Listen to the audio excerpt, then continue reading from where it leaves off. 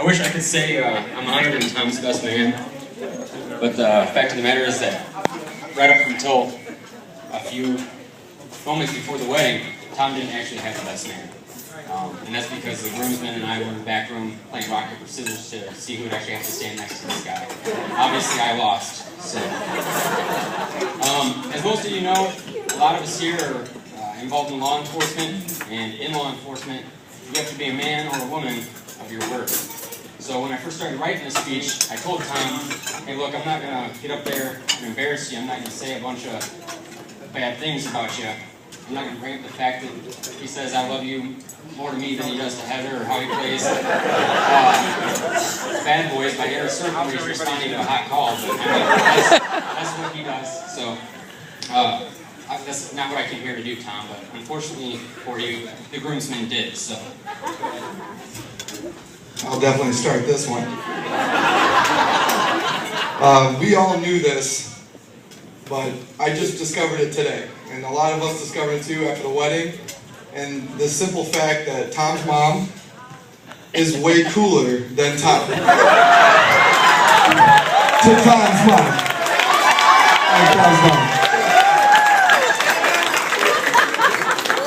Quick fact, right after the wedding, we all stood in a circle while they're, like, the inner party were taking pictures. We decided to drink beer in the parking lot. Mom came out, took one of the beers and chugged it right in front of all of us. Tom would never do that.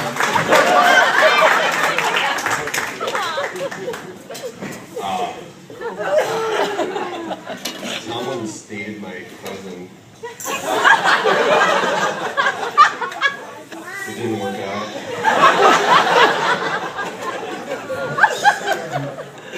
My name's Eric, and I'm an alcoholic.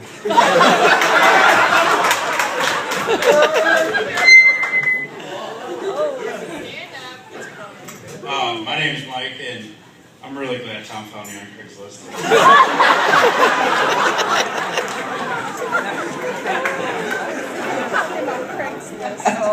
My name's Matt, and I know Tom is a very responsible gentleman. This one night, about a year or so ago, he decided to call me because he needed a DD, and then proceeded to make me sit in the car next to him for it seemed like an hour. Granted, he's now married to that woman. So, congratulations, Tom. But seriously, made you wait an hour outside the car because you were sleeping. What were you talking about?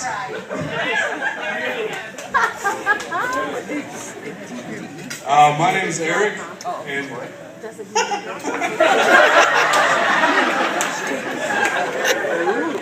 this is brutal. And unfortunately, I don't know if you all know this, but this wedding is a front for an insurance scam. Alright, so there's some things you may or may not have known about Tom, and apparently his mom as well.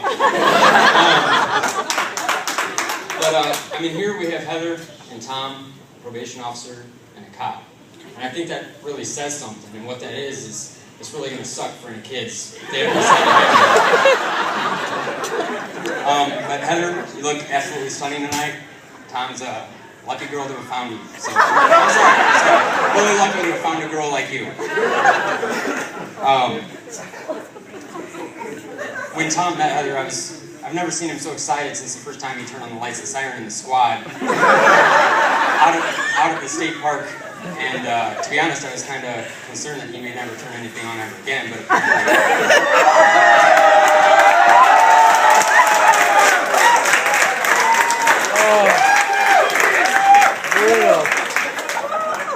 but on a more serious note,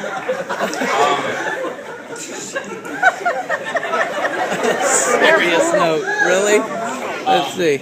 At Tom's bachelor party, there was a moment when I was getting ready to leave. So I went up to him. Tom may have been somewhat inebriated at this point.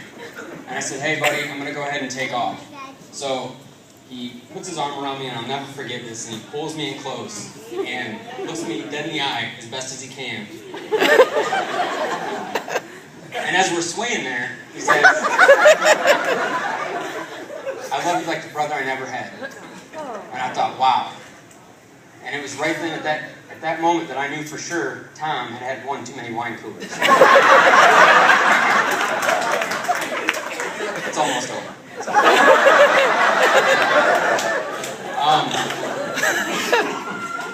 But seriously, all jokes aside, there is one other brother that I know Tom loved very much who couldn't be here tonight, and that's Phil Pratt, who was a Porter County officer who passed away earlier this year.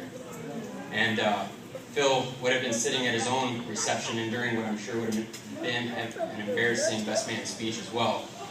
And I just ask that while we honor these two amazing people, Tom and Heather, that we keep those we've lost in our hearts as well. So raise your glasses up, please. Let's have a toast for these people. Cheers. To Tom and Heather.